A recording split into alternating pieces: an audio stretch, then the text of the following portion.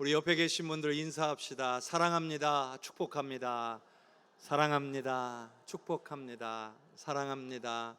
축복합니다. 우리 주님의 크신 은혜와 사랑이 우리 모든 성도님들의 가정과 삶에 넘치시기를 주님의 이름으로 축복합니다. 가만히 있으면 중간이라도 간다는 말이 있습니다. 어느 정도 경험에서 나온 말이기 때문에 일리는 있습니다. 그러나 신앙생활에 적용해 보면 꼭 맞는 말도 아닙니다.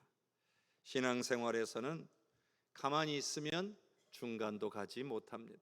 오히려 퇴보하게 되어 있습니다. 왜냐하면 신앙생활은 영적인 것이기 때문에 그렇습니다. 우리가 하나님의 자녀가 된 이상 원수마귀는 한시도 쉬지 않고 우리의 틈을 노리며 우리를 공격하기 때문입니다. 그러므로 우리가 가만히 있으면 우리는 원수마귀의 좋은 먹잇감이 될 수밖에 없다는 것이죠. 신앙생활은 무조건 앞으로 나아가야 됩니다. 나아져야 돼요. 더 좋아지기 위해서, 더 나아지기 위해서 우리는 끊임없이 무언가를 해야 합니다. 왜냐하면 나아지지 않고서는 우리의 신앙을 지킬 방법이 없기 때문입니다. 제가 여러분에게 한 가지 묻고 싶습니다. 여러분은 신앙생활, 여러분의 신앙이 더 좋아지기 위해서 현재 어떠한 노력을 하고 계십니까? 주일 예배 외에도 개인의 경건의 예배의 시간을 가지고 계십니까? 정기적인 기도 생활을 하고 계십니까? 꾸준히 하나님의 말씀을 읽거나 듣거나 묵상하고 계십니까? 영혼 구원을 위해서 힘쓰고 계십니까? 헌신하고 봉사하고 계십니까? 신앙에 도움이 되는 책을 보고 계십니까? 기독교 방송과 같은 매체를 통해서 하나님의 말씀이나 간증들을 듣고 계십니까? 우리는 이 질문에 답해 볼 필요가 있습니다. 그래서 만일 그 어떤 것이라도 우리 자신의 신앙에 도움이 될 만한 무언가를 하고 계시다면 좋습니다. 계속 그렇게 잘 하시면 됩니다. 그러나 생각해 보니 아무것도 못하고 있는 것 같다, 혹은 예전만 못하다, 그렇게 느끼고 계신다면 지금이라도 바꿔야 합니다.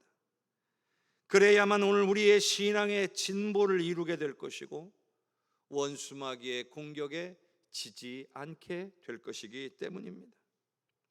제가 오늘 제목을 아무것도 하지 않으면이라고 했습니다. 여러분, 아무것도 하지 않으면 어떻게 되겠습니까? 그렇죠. 아무 일도 일어나지 않습니다. 우리가 무언가를 할 때에 그것이 긍정적이든 부정적이든 결과물이 나오게 되어 있는 법입니다. 당연한 얘기잖아요. 그러니까 신앙적으로도 아무것도 우리가 하지 않으면 아무런 역사도 일어나지 않는다는 거예요. 그런데 간혹 내가 아무런 신앙적인 노력을 기울이지 않으면서도 내게 어떤 놀랍거나 신비로운 일이 일어나기를 기대한다는 것, 이건 잘못된 것입니다. 내가 아무것도 하지 않으면서 하나님의 은혜가 풍성하게 부어지기를 바란다는 것, 이것도 잘못된 겁니다. 내가 아무것도 하지 않으면서 내 삶의 문제가 풀어지기를 바란다는 것, 이것도 잘못된 것입니다. 왜냐하면 신앙생활은요, 막연한 기대감만으로 하는 것이 아니기 때문에 그래요. 신앙의 원리는 여러분 간단합니다. 이렇게 정리할 수 있어요. 믿음이 좋아야 역사가 일어난다. 믿음이 좋으면 좋을수록 더 크고 놀라운 역사가 일어나고, 반대로 믿음이 연약해지고 약해지면 약해질수록 역사는 잘 일어나지 않는다는 거예요. 왜 그럴까요? 믿음이 좋아진다라고 하는 것은 바로 우리의 믿음의 대상이신 하나님을 기쁘시게 하는 일이 되기 때문에 그래요. 하나님이 원하시는 일을 오늘 우리가 하는 것이기 때문에 그래요. 세상 만물의 창조자가 되시는 하나님께 부족한 것이 있을까요? 없습니다. 그런 하나님께서 우리를 향하여 바라는 것이 무엇일까요? 오로지 하나님을 향한 믿음, 천국에 대한 소망, 하나님을 향한 사랑일 것입니다. 우리가 이것만 잘 알고 행해도 오늘 우리는 신앙생활을 잘 할 수 있어요. 하나님을 더 잘 믿으면 되고, 천국 소망을 더욱더 굳게 붙잡고 살아가며 하나님보다 더 사랑하는 것이 없으면 되는 거예요.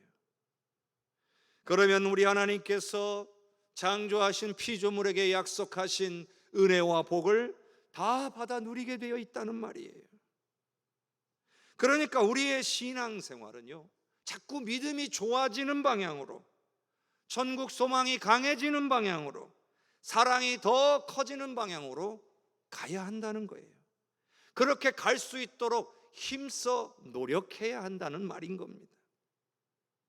여러분, 아무것도 하지 않는데, 신앙적으로 아무것도 하지 않는데 믿음이 더 커지고 소망이 더 강해지고 사랑이 더 커질 수 있을까요? 불가능한 일입니다.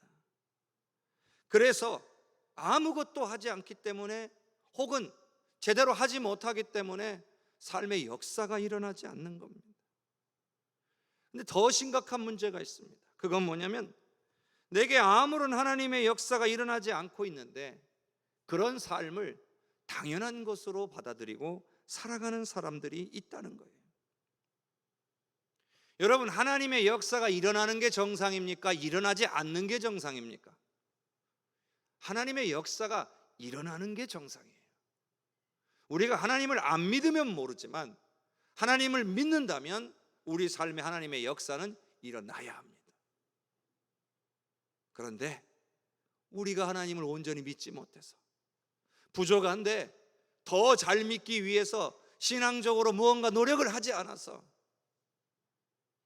당연히 일어나야 될 하나님의 역사가 우리 삶에 일어나지 않고 있다는 것입니다. 자, 삶에요, 아무 일이 일어나지 않고 일이 없고 평안하다. 여러분, 이것을 무조건 하나님의 은혜라고 말할 수 있을까요?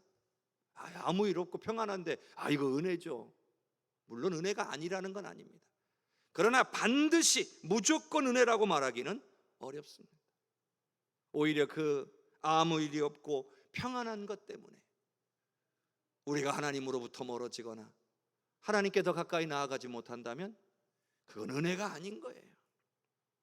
성경을 보면요, 오히려 환난 가운데서 경험하는 하나님의 만지심과 역사하심을 은혜라고 말할 때가 더 많다는 사실입니다.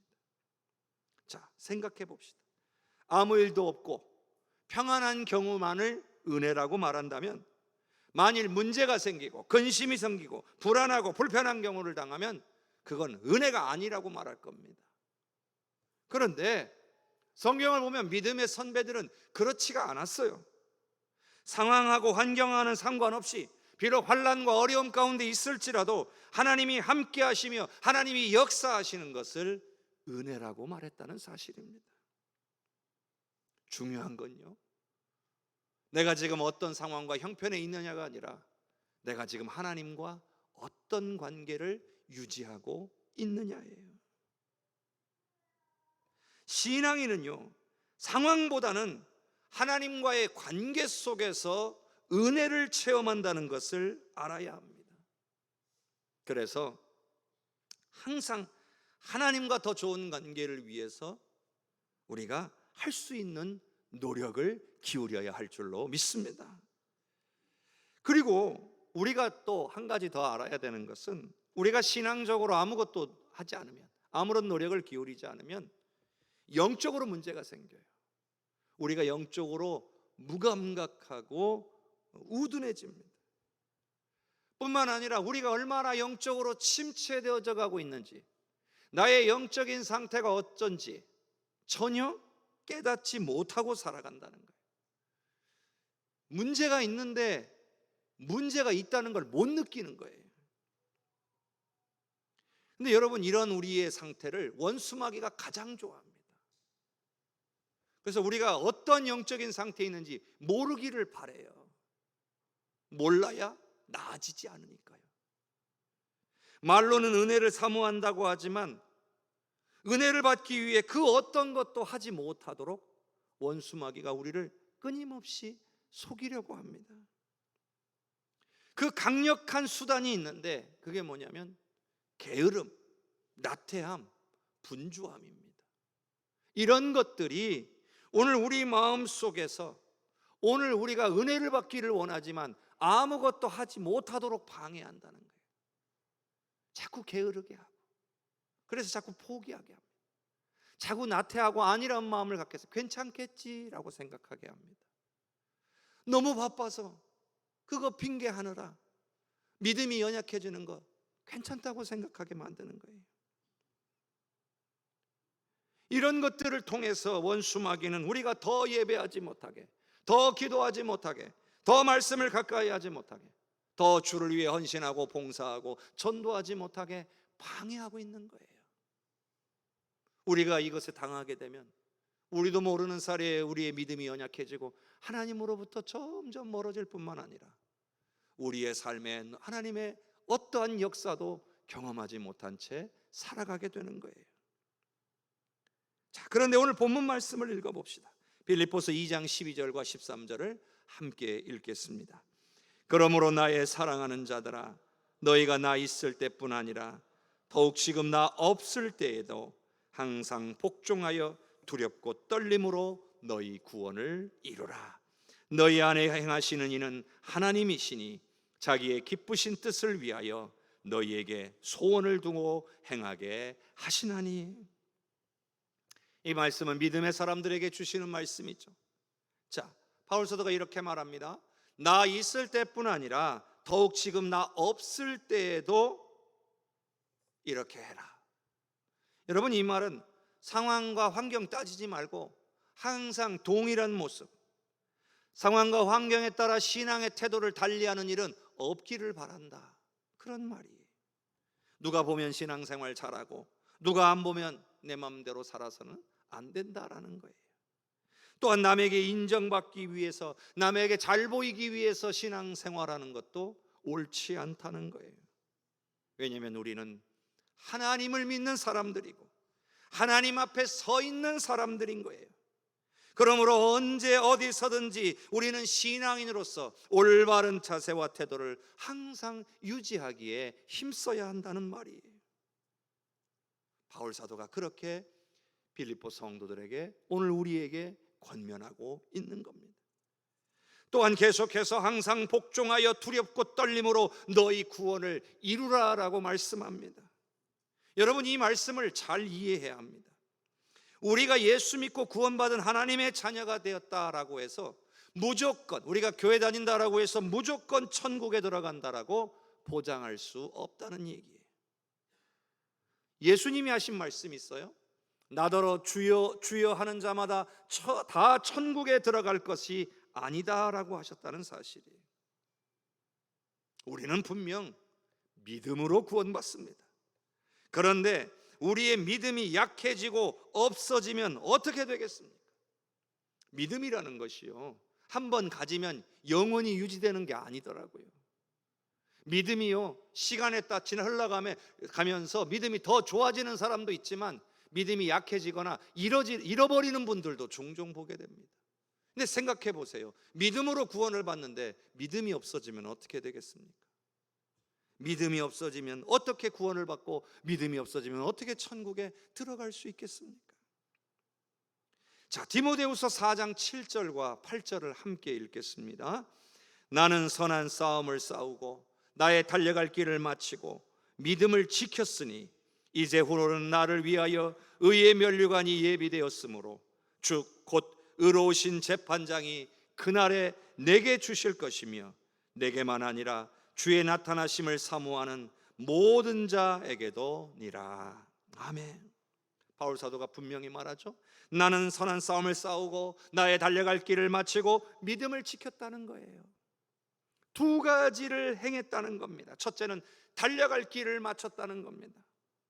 그 말은 바울의 자신에게 주어진 사명을 온전히 감당했다는 거예요. 우리 신앙인이 감당해야 될 첫 번째 사명이라는 거죠. 우리는 주님 앞에 서는 날까지 내 달려갈 길을 잘 맞춰야 됩니다. 두 번째 바울 사도가 한 것은 뭐냐면 믿음을 지켰다는 거예요. 남은 구원하고 자신은 버림받지 않기 위해 힘썼다는 거예요. 여러분, 우리가 또한 주님 앞에 서는 날까지 행해야 될 것, 믿음을 지키는 일이라는 거예요. 그리고 이 두 가지를 행하기 위해서 바울 사도는 선한 싸움을 싸웠다라고 이야기하는 겁니다. 선한 싸움을 싸웠다. 이 두 가지를 행하려고 싸우지 않고서는 이 두 가지를 행할 수가 없었다는 거예요. 그 말은 저절로 되는 게 아니에요. 사명 감당, 믿음 지키는 거 저절로 되는 것 아니에요. 정말 힘이 많이 드는 싸움이었다는 거예요. 그러나 반드시 이겨야 되는 싸움이었기 때문에 이것을 가리켜 선한 싸움이라고 한 거예요. 끝까지 이 싸움을 싸워내서 자신의 사명을 감당했고 믿음도 지켰다라고 고백하는 거예요. 그리고 나서 확신하는 거예요. 이 사명을 잘 감당하고 믿음도 지켰으니 이제 나를 위하여 의의 면류관이 예비되어 있노라고 확신한다는 거예요. 이는 천국과 상급을, 하늘 상급을 얻게 되었다라고 고백하고 있는 겁니다. 그리고 다른 사람들도 그렇게 될 수 있다라고 말합니다. 여러분, 바울 사도의 이러한 고백은 오늘 우리의 믿음을 반드시 지켜야 되는 것이라고 우리에게 가르쳐주고 있는 거예요. 노력하고 힘쓰지 않으면 지킬 수 없다. 반드시 싸워서 지켜야 한다. 이것을 오늘 우리에게 가르쳐주고 있는 겁니다. 그렇다면 여러분은 여러분의 믿음을 지키기 위해 무엇을 하고 계십니까? 이 질문에 답을 찾아보시기를 바랍니다. 자, 다시 본문으로 돌아가서요.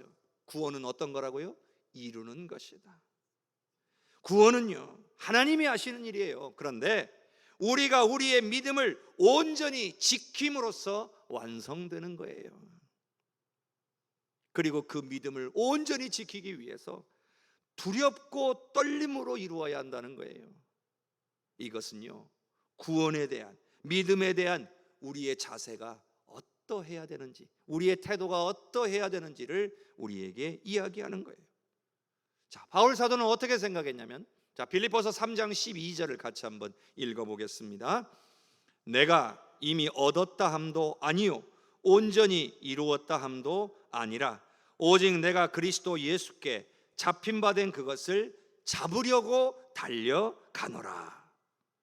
바울 사도는요, 평생 이런 자세로 살았어요.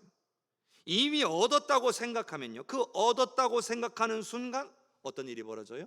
사람이 안일해지고 나태해집니다. 바로 그 순간에 원수마귀가 틈타는 거고요, 우리는 패하게 되어 있습니다. 구원을 이루시는 분은 하나님이시라고 했어요. 그렇기 때문에 우리의 몫은 우리가 믿음을 잃지 않고 지키기 위해 최선을 다하는 거예요. 최선을 다하는 거예요. 두렵고 떨리는 마음으로 우리 자신의 믿음을 점검하면서 살아야 된다는 거예요.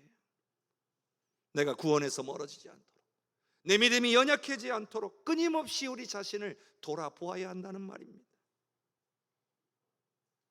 오늘 저와 여러분이 우리의 믿음을 지키기 위해 끊임없이 스스로를 돌아보고 믿음을 지키기 위한 노력들을 하실 수 있기를 바랍니다. 또 구원을 이루기에 바울 사도가 명한 게 있어요. 항상 복종하라는 거예요. 복종이라는 게 뭐예요? 묻지도 따지지도 않고 행하는 거예요. 내 생각 그거 주장하지 말고 하라 하셨으면 하라는 거예요. 여러분, 복종한다는 건 복종의 대상에 대한 믿음과 존중을 뜻하는 거예요.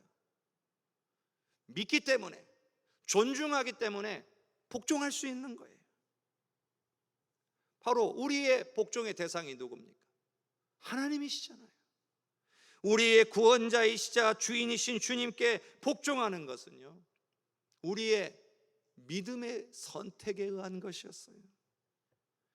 여러분, 우리가 믿음을 믿음으로 예수님을 받아들이지 않았다면 우리가 하나님 앞에 복종할 이유가 없는 거예요. 그런데 우리는 예수님을 나의 구원자와 주인으로 받아들이기로 선택한 사람들이에요. 결단한 사람들입니다. 그 말은 하나님께 복종하겠다는 거예요. 구원은 받고 싶지만 하나님께 복종하고 싶진 않아요. 이건 구원이 아닙니다. 구원자와 주인으로 받아들인 거예요. 내가 주님을 구원자와 주인으로 받아들인 덕분에 우리는 구원받은 하나님의 자녀가 되었을 뿐만 아니라 하나님께 복종해야 될 그런 의무가 생겼다는 것도 우리는 반드시 기억해야 한다는 거죠. 그런데 우리가 하나님께 복종하면 좋은 게 있어요. 너무나 좋은 게 있어요. 그게 뭡니까? 우리의 믿음을 강하게 한다는 거예요. 예? 어떻게 하나님께 복종하는데 믿음이 강해집니까? 하나님께 복종하는 삶은 하나님의 역사를 일으키기 때문에 그래요. 하나님이 역사하시는 것을 볼 때에 오늘 우리의 믿음이 성장하는 겁니다. 우리의 믿음을 유지하고 지킬 수가 있는 거예요. 그러니 바울 사도도 항상 복종하라고 한 거예요. 그렇게 하나님의 뜻을 이룰 뿐만 아니라 우리의 믿음을 더욱 강하게 지키라고 우리에게 권면하고 있는 거예요.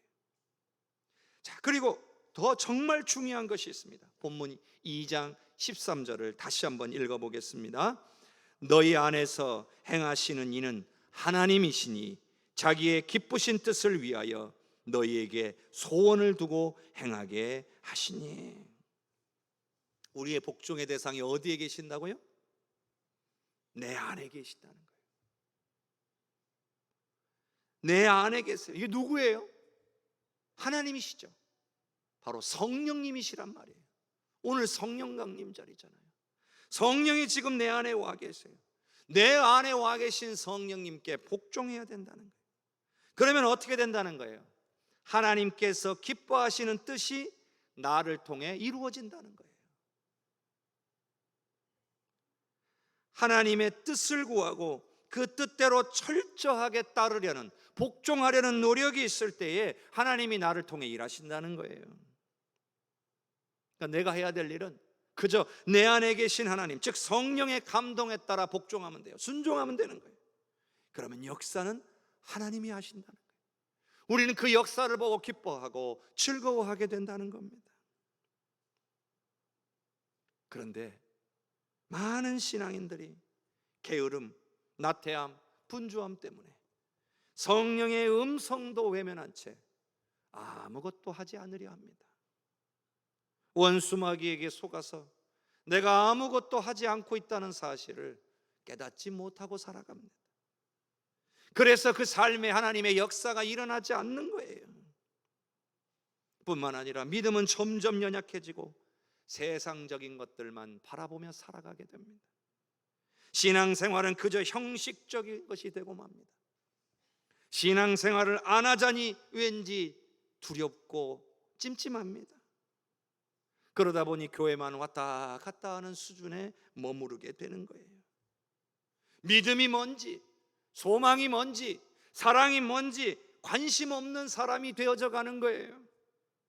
그러다 보니 아무런 능력도 없고 아무런 역사도 경험하지 못하는 그런 신앙인으로 살아가게 되는 겁니다. 과연 이렇게 해서 우리의 믿음을 지킬 수 있을까요? 원수마귀와 싸워서 반드시 이길 수 있다고 보장할 수 있을까요? 장담하기 어렵습니다. 분명 구원은 믿음으로 받습니다. 그러나 그 믿음을 지키기 위해서는 반드시 우리는 믿음의 선한 싸움을 싸워야 합니다.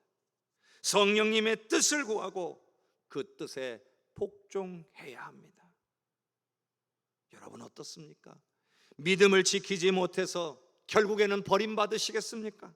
아니면 이 싸움에 승리하여 끝까지 믿음을 지키시겠습니까? 그렇다면 믿음을 지키기 위해 무엇을 하시겠습니까? 오늘은 성령 강림절입니다. 얼마나 감사한 날인지 모릅니다. 믿음을 지키기 위해서 이 싸움을 혼자 하지 않아도 되는 그런 은혜가 임한 날이에요. 성령께서 예수 믿는 나에게 오셔서 나와 동행하시고 나를 이끌어 주시기 위해 오신 날이에요. 우리는 다만 성령을 환영하고 인정하고 성령께 구하고, 그래서 성령이 말씀해 주시고 깨닫게 하실 때에 철저히 그 성령의 인도를 따라 복종하면 되는 거예요. 그러면 놀라운 역사를 경험하게 될 거고요, 그러면 우리의 믿음이 성장하게 될 것입니다. 여러분 기억하십시오. 성령님만이 우리가 믿음을 지키도록 끝까지 도우실 수 있는 분이심을 믿으시기를 바랍니다. 초대교회에 예수님의 제자들도 그들이 담대히 사역할 수 있었던 것은 성령의 임하심 때문이었어요. 오순절 마가의 다락방에 성령이 임하셨을 때 그들은 담대해져서 나가서 복음을 전했고 수많은 생명들이 회개하고 주님께로 돌아오는 역사들이 일어났어요.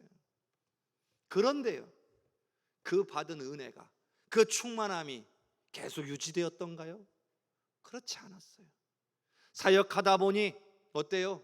다시 두려움이 찾아오기 시작했어요. 그럴 때 그들이 어떻게 했습니까? 다시 하나님 앞에 나아가 엎드려 간구함으로 성령의 충만함을 다시 받았습니다. 그래서 다시 담대해져서 다시 나아갈 수 있었어요. 여러분, 이게 뜻하는 바가 뭡니까? 우리는 계속해서 성령의 인도함 받기를 사모하고 구해야 한다는 거예요. 그래야 우리 안에 성령의 충만함이 유지될 수가 있고 우리가 주님께서 주시는 이 삶을 주님의 은혜와 능력으로 살아갈 수 있다는 것을 뜻하는 겁니다. 가만히 있으면 안 됩니다. 아무것도 하지 않으면 안 됩니다.